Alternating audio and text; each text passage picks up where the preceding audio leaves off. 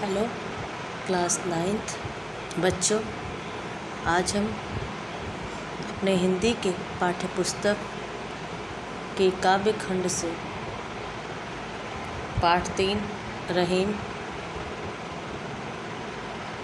पाठ 4 रहीम दास का दोहा पढ़ेंगे और उनका जीवन परिचय। रहीम का पूरा नाम अब्दुल रहीम खान खाना था। इनका जन्म 1556 ईस्वी में लाहौर में हुआ था। इनके पिता बैरम खां मुग़ल सम्राट अकबर के संरक्षक थे। किन्हीं कारणवश अकबर खां बैरम खां से रुष्ट हो गया था और उसने बैरम खां पर विद्रोह का आरोप लगाकर हज करने के लिए मक्का भेज दिया।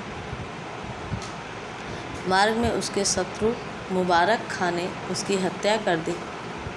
बैरम खां की हत्या के पश्चात अकबर ने रहीम और उनकी माता को अपने पास बुला लिया और रहीम की शिक्षा की समुचित व्यवस्था की। प्रतिभा संपन्न रहीम ने हिंदी, संस्कृत, अरबी, फारसी, तुर्की आदि भाषाओं का अच्छा ज्ञान प्राप्त कर लिया था। इनकी योग्यता को देखकर अकबर ने उन्हें अपने दरबार के नवरत्नों में स्थान दिया। वे अपने नाम के अनुरूप अत्यंत दयालु प्रकृति के थे। मुसलमान होते हुए भी ये श्री कृष्ण के भक्त थे। अकबर की मृत्यु के पश्चात जहांगीर ने इन्हें चित्रकूट में नज़रबंद कर दिया था। केशव दास और गोस्वामी तुलसीदास से इनकी अच्छी मित्रता थी। इनका अंतिम समय विपत्तियों से घिरा रहा और ये सन 1627 ईस्वी में इनकी मृत्यु हो गई। साहित्यिक सेवाएं। पिता बैरम खां अपने युग के एक अच्छे नीतिज्ञ एवं विद्वान थे, अतः बाल्याकाल से ही रहीम को साहित्य के प्रति अनुराग उत्पन्न हो गया था। योग्य गुरुओं के संपर्क में रहकर इनमें अनेक काव्य गुणों का विकास हुआ। इन्होंने कई ग्रंथों का अनुवाद किया तथा ब्रज, अवधी तथा खड़ी बोली में कविताएं भी लिखी। इनके नीति के दोहे तो सर्वसाधारण की जिह्वा पर रहते हैं। दैनिक जीवन की अनुभूतियों पर आधारित दृष्टांतों के माध्यम से इनका कथन सीधे हृदय पर चोट करता है। इनकी रचना में नीति के अतिरिक्त भक्ति एवं श्रृंगार की भी सुंदर व्यंजना दिखाई देती है। इन्होंने अनेक ग्रंथों का अनुवाद भी किया। रचनाएं। रहीम जी की रचनाएं इस प्रकार है: रहीम सतसई, श्रृंगार सतसई, मदनाष्टक, रास पंचाध्यायी, रहीम रत्नावली एवं बरवै नायिका भेद वर्णन। रहीम सतसई नीति के दोहों का संकलन ग्रंथ है। इसमें लगभग 300 दोहे प्राप्त हुए हैं। मदनाष्टक में श्री कृष्ण और गोपियों के प्रेम संबंधी लीलाओं का सरस चित्रण किया गया है। रास पंचाध्यायी श्रीमद् भागवत पुराण के आधार पर लिखा गया ग्रंथ है, जो अप्राप्य है। बरवै नायिका भेद में नायिका भेद का वर्णन बरवै छंद में किया गया है। भाषा शैली। रहीम जनसाधारण में अपने दोहों के लिए प्रसिद्ध हैं, पर इन्होंने कवित, सवैया, सोरठा तथा बरवै छंदों में भी सफल काव्य रचना की है। इन्होंने ब्रज भाषा में अपने काव्य रचना की है। इनके ब्रज का रूप सरल, व्यावहारिक, स्पष्ट एवं प्रवाहपूर्ण है। ये कई भाषाओं के जानकार थे, इसलिए इनकी काव्य भाषा में विभिन्न भाषाओं के शब्दों के प्रयोग भी देखने को मिलते हैं। अवधी में ब्रज भाषा के शब्द तो मिलते ही हैं, पर अवधी की ग्रामीण शब्दों का भी खुलकर प्रयोग इन्होंने किया है। इन्होंने मुक्तक शैली में काव्य सृजन किया है। इनकी यह शैली अत्यंत सरल एवं बोधगम्य है।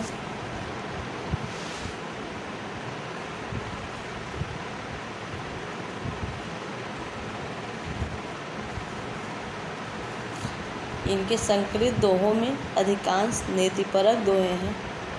संपत्ति होने पर तो बहुत से लोग सगे बन जाते हैं, पर जो विपत्ति में साथ दे वही सच्चा मित्र होता है। उत्तम प्रकृति वाले व्यक्तियों पर कुछ भी असर नहीं पड़ता। जो भले लोग हैं वे मछली की तरह होते हैं। विपत्ति पड़ने पर या जाल पड़ने पर जल तो बह जाता है, पर मछली फिर भी जल के वियोग में तड़प तड़प कर अपनी जान दे देती है। व्यक्ति पर बिल्कुल भी असर नहीं पड़ता है। एक ही स्वाति बूंद कदली में पड़कर कपूर, सीप में पड़कर मोती और सर्प के मुख में पड़कर विष बन जाती है। अच्छे व्यक्तियों से न बैर अच्छा न प्रेम। कुत्ता प्रेम करे तो मुंह चाटता है और न प्रेम करे तो काट लेता है। इसी प्रकार दोनों तरह से नुकसान पहुंचाता है।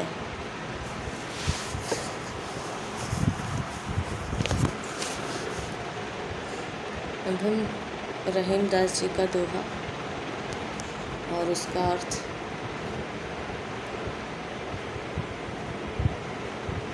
पढ़ते हैं। उनका पहला दोहा है।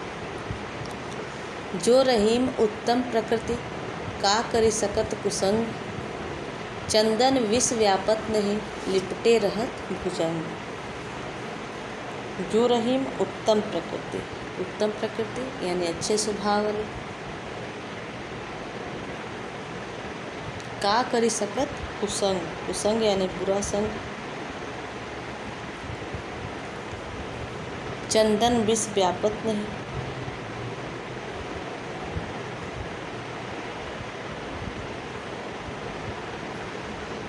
मतलब व्याप्त होना, प्रभावी होना। व्यापक मतलब लिपटे रहत भुजंग, भुजंग यानी सर्प।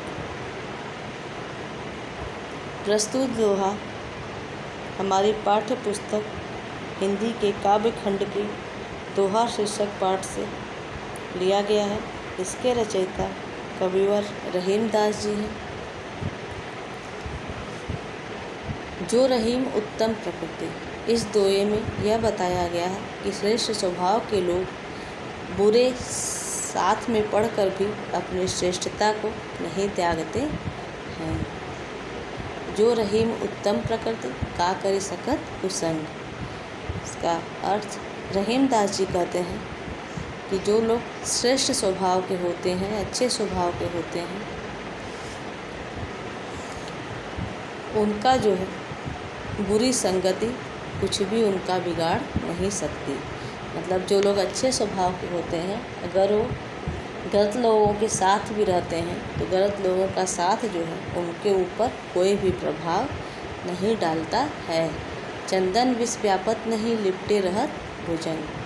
ठीक उसी तरह जिस प्रकार चंदन के वृक्ष पर सर्प लपटे रहते हैं, फिर भी उसमें जो है सर्प का विष व्याप्त नहीं होता है। चंदन का वृक्ष जो है सर्प के विष से प्रभावित नहीं होता है, वह हमेशा ही शीतल बना रहता है। जो अच्छे स्वभाव के होते हैं, जो श्रेष्ठ स्वभाव के व्यक्ति होते हैं, उनके ऊपर बुरी संगति का कोई भी असर नहीं होता है। ठीक उसी तरह जिस प्रकार चंदन के पेड़ में सांप लिपटे रहते हैं, लेकिन चंदन के पेड़ पे सांप के विष का कोई भी प्रभाव नहीं पड़ता है। तो काव्य सौंदर्य, उत्तम चरित्र के लोगों का कुसंग कभी भी कुछ बिगाड़ नहीं सकता। भाषा सहज, सरल एवं प्रवाह युक्त ब्रज भाषा है। शैली मुक्तक है, छंद दोहा है, रस शांत है, गुण प्रसाद है। इसमें अनुप्रास अलंकार है, शब्द शक्ति अभिधा है। दूसरा देखते हैं। रहीमन प्रीति सराहिए, मिले होत रंग दून, ज्यों जर्दी हरदी तजय, तजय सफ़ेदी चून।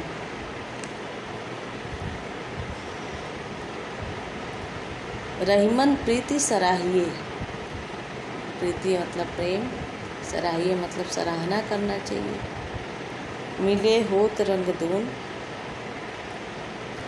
दून मतलब दुगुना। ज्यों जर्दी, जर्दी मतलब पीलापन, हरदी यानी हल्दी।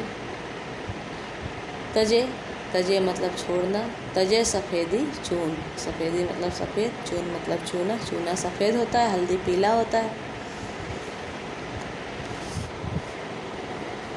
इसमें जो है, इस दोहे में रहीमदास जी ने सच्चे प्रेम का लक्षण बताया है कि सच्चा प्रेम जो होता है वह कैसा होता है। इसका अर्थ रहीमन प्रीति सराहिए। रहीमदास जी कहते हैं कि उस प्रेम की प्रशंसा करनी चाहिए, सराहना करनी चाहिए जिसमें प्रेमी से मिलने पर प्रेम का रंग उसी प्रकार दूना हो जाता है। होत रंग दून, मिले होत रंग दून। सच्चे प्रेम की प्रशंसा करनी चाहिए, सराहना करना चाहिए जिसमें प्रेमी से मिलने पर प्रेम का रंग उसी प्रकार दूना हो जाता है। ज्यों जर्दी हरदी तजे, तजे सफ़ेदी चून। जिस प्रकार हल्दी और चूने के मिलने पर हल्दी अपना पीलापन त्याग देती है और चूना जो है अपनी सफ़ेदी, और दोनों मिलकर लाल रंग के हो जाते हैं। रहीमदास जी कहते हैं कि हमें सच्चे प्रेम की सराहना करनी चाहिए, क्योंकि जब सच्चे प्रेमी आपस में मिलते हैं तो उनका रंग दूना हो जाता है मिलने पर। ठीक उसी तरह जैसे हल्दी और चूना मिलकर एक नए लाल रंग का निर्माण करते हैं। हल्दी अपना पीलापन छोड़ देती है और चूना जो है अपना सफ़ेदी छोड़ के लाल रंग में के हो जाते हैं। काव्यगत सौंदर्य, सच्चा प्रेम जो है सराहनीय होता है। कवि ने हल्दी चूने के मिलन के उदाहरण के माध्यम से प्रेम के प्रकृति के भाव का सुंदर चित्रण किया है। भाषा ब्रज है, शैली भावात्मक एवं आलंकारिक है, छंद दोहा है, रस शांत है, गुण प्रसाद है, अलंकार अनुप्रास है और शब्द शक्ति अभिधा एवं लक्षणा है। तीसरा दोहा, टूटे सुजन मनाइए जो टूटे 100 बार, रहीमन फिर इसमें गलत है, रूठे सुजन मनाइए जो रूठे 100 बार, रहीमन फिर पोइए टूटे मुक्ता हार। रूठे सुजन, सुजन मतलब अच्छे लोग, सज्जन लोग, मित्र या स्वजन अपने लोग, रूठे यानी रूठे हुए, रहीमन फिर पोइए टूटे मुक्ता हार। मुक्ता हार यानी मोतियों का हार। इसमें जो है, इस दोहे में यह बताया गया है कि यदि सज्जन लोग या मित्र जो है रूठ जाएं तो उन्हें मनाने का हर तरह से प्रयास करना चाहिए। रहीमदास जी कहते हैं कि यदि स्वजन या सज्जन लोग अगर रूठ जाए और उन्हें 100 बार भी मनाना पड़े, जो रूठे 100 बार, और अगर उन्हें 100 बार भी मनाना पड़े तो उन्हें मना लेना चाहिए। अगर अच्छे लोग या स्वजन अपने लोग जो हैं, मित्र लोग जो हैं, अगर वो रूठ जाएं तो 100 बार भी अगर उन्हें मनाना पड़े तो मना लेना चाहिए। रहीमन पिर पोइए टूटे मुक्ता हार, क्योंकि जिस प्रकार टूटे हुए मोती के माला को बार बार मोती में पिरोकर गूँथ लिया जाता है, और कहने का भाव यह है कि सज्जनों को कभी भी नाराज़ नहीं करना चाहिए। यदि वे रूठ जाएं तो उन्हें मना लेना चाहिए, क्योंकि वे तो मोती के हार के एक एक मोती के समान मूल्यवान होते हैं। जैसे मोती का हार रहता है, जितनी बार भी टूटता है उसको हम लोग फिर से धागे में गूँथ लेते हैं, तो इसी तरह अगर कोई अपना व्यक्ति, अपना कोई मित्र जो है, कोई सज्जन व्यक्ति अगर रूठ जाए तो उसे 100 बार भी मनाना हो तो मना लेना चाहिए। इसमें काव्यगत सौंदर्य, भाषा ब्रज भाषा है, शैली उपदेशात्मक है, छंद दोहा है, रस शांत रस है, गुण प्रसाद है, अलंकार अनुप्रास एवं दृष्टांत है, शब्द शक्ति अभिधा है,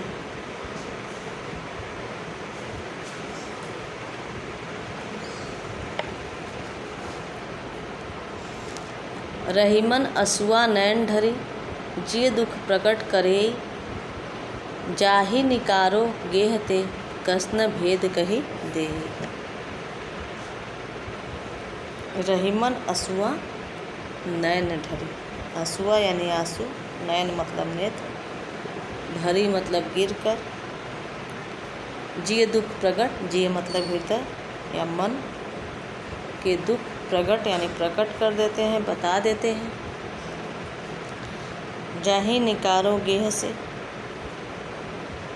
गेह मतलब घर, निकारो मतलब निकालना, कस न भेद कही जाए, कस मतलब क्यों, भेद मतलब जो छिपी हुई बात होती है, रहस्यमयी बात। इसमें जो है रहीम दास जी ने यह बताया है कि आंसू जो है हृदय के दुख को व्यक्त कर देते हैं। हम जब दुखी रहते हैं तभी हमारी आँखों से आंसू निकलता है। तो ही रहीम दास जी कहते हैं कि रहीमन असुआ नैन ढरी, ये दुख प्रकट करे, कि आंसू जो है हृदय में छुपे हुए दुख को व्यक्त कर देते हैं। आंसू अगर निकलते हैं नेत्रों से तो जो हमारे हृदय में दुख रहते हैं उसको प्रकट कर देते हैं। जाहि निकारो गेहते, जिस प्रकार अगर किसी व्यक्ति को घर से निकाल दिया जाए तो वह घर के भेद को अवश्य ही बता देगा। इसी प्रकार आंसू जब हृदय रूपी घर से बाहर निकाल दिए जाते हैं तो हृदय के दुख रूपी भेद को बता देते हैं। कहा भी गया है कि घर का भेदी लंका ढाए। इसमें काव्यगत सौंदर्य है कि अपने घर के भेद को बचाए रखने के लिए परिवार और घर में एकता का होना अति आवश्यक होता है। मानवीय स्वभाव का बड़ा ही मनोवैज्ञानिक वर्णन किया गया है। भाषा साहित्यिक ब्रज भाषा है, शैली नीति उपदेशात्मक तथा आलंकारिक है, छंद दोहा है, रस शांत है, गुण प्रसाद है, अलंकार अनुप्रास है और मानवीकरण है, क्योंकि आंसुओं का यहाँ पे मानवीकरण किया गया है।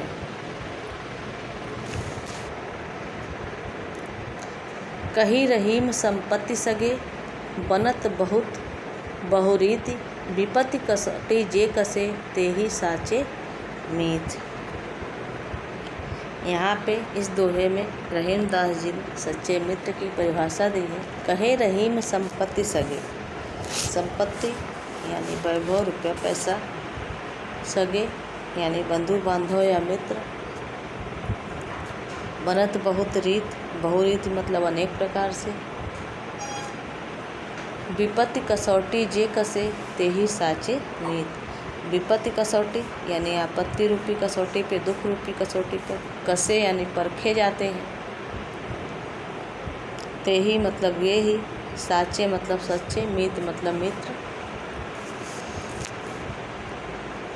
कहे रहीम संपत्ति सगे, बनत बहुत बहु रीत। रहीम दास जी कहते हैं कि जब हमारे पास संपत्ति या वैभव होता है तब अनेक लोग जो है अनेक प्रकार से सगे संबंधी बन जाते हैं। मतलब जब हमारे पास सब कुछ रहता है तो दूर के लोग भी हमारे सगे संबंधी बने रहते हैं। और विपत्ति कसौटी जे कसे, तेहि साचे मित। लेकिन सच्चा मित्र तो वही है जो विपत्ति रूपी कसौटी पर कसे जाने पर भी खरे उतरते हैं। कहने का भाव है कि जब हमारे पास सुख और संपत्ति रहती है तो बहुत सारे लोग मित्रता दिखाते हैं, किंतु जब दुख आने पे जो साथ नहीं छोड़ते हैं वही सच्चे मित्र होते हैं। काव्यगत सौंदर्य, जो संकट में साथ दे वही वास्तव में सच्चा मित्र होता है। भाषा ब्रज है, शैली उपदेशात्मक है, छंद दोहा है, रस शांत है, गुण प्रसाद है, अलंकार अनुप्रास तथा रूपक है, शब्द शक्ति अभिधा तथा लक्षणा है,